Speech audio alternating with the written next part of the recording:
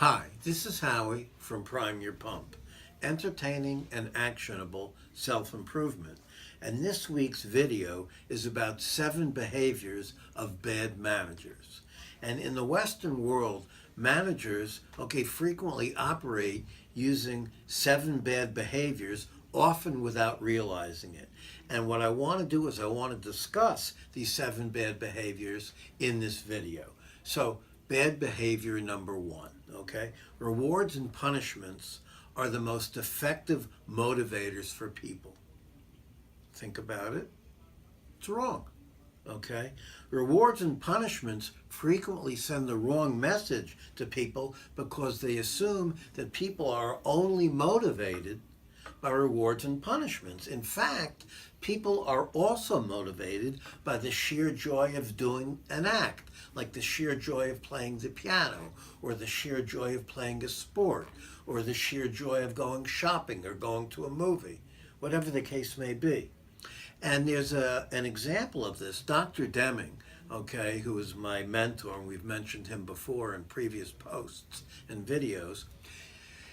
He was very, very famous by the time he was 90, and all of the airline pilots and stewardesses knew who he was and knew that he was on the flight.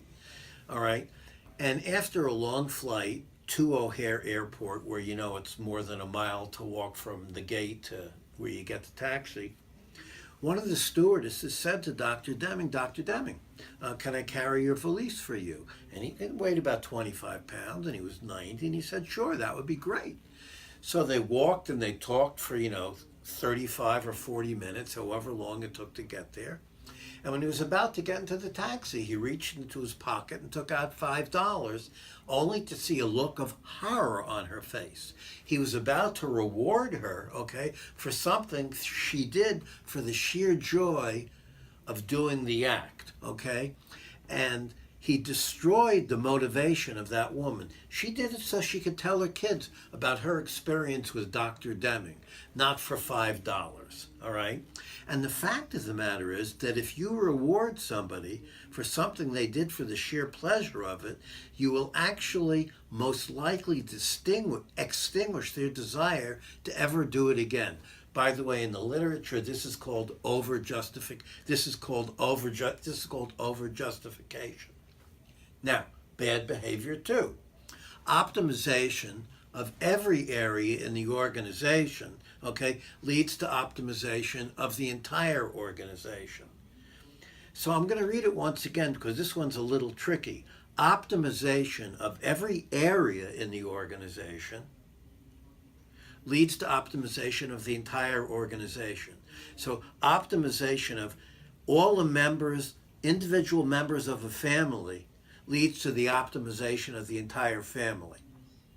That's wrong. That's simply not true, in almost all cases, So some people think that, if they do what's best for them, it's best for everyone. And that's just not true, For example, if a department head in an organization decides to take his or her department, let's say his department, out for a Christmas lunch, let's say to Hooters, and that optimizes his need for a fun lunch, he may find that some of his female employees or some of his male employees are offended and sub-optimized by it. So in his assuming, that his optimizing himself optimizes the entire organization is wrong, and this is an example of bad behavior 2. Let's talk now about bad behavior 3, Results are achieved by setting objectives.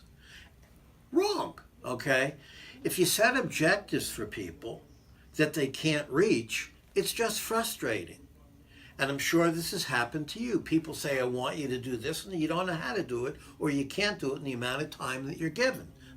So if you set objectives for people, you need to give them a method by which to achieve the objective. So for example, if I say to my secretary, don't let students in my office while I'm doing research, I have to give her a method to be able to do that so that the students don't get upset because she doesn't know how to say it properly, Or she doesn't actually have to go through a whole afternoon of students coming in and being very, very upset with her. So if you're going to set objectives, you have to give methods. Bad behavior 4. Quality is inversely related to quantity. Wrong. Okay? If you want someone to work faster, you need to give them a better method to work faster. Don't just scream at them to work harder or faster. So what you'll see is if you improve the process through a better method, okay, you'll get more quantity and actually more quality because you improved the process. Bad behavior 5, okay? Rational decisions can be made on guesswork and opinion. Once again, wrong, okay? Rational decisions are almost always made based on good data or good theory. So don't go with your gut, okay, if you have some decent information to work on. So for example, if in your organization you just went to a Me Too type seminar on what is appropriate and inappropriate behavior, okay, now you have some decent data to tell you whether you can hug someone at work or not, all right? Maybe before you would have thought it was okay and it would have caused a problem, but now after you've gotten the good information, maybe you're much more introspective about when it's appropriate to touch someone else. Bad behavior 6, okay? Organizations can be improved by fighting fires. Wrong. If you think of a pot of boiling water and you put a lid on it and the steam comes out from the lid over here, and then you press it down and then steam comes out over here, and you press it down and the steam comes out over here, that's exactly like firefighting. If you're always fighting fires, okay, you're not getting anywhere. You'll fight fires forever.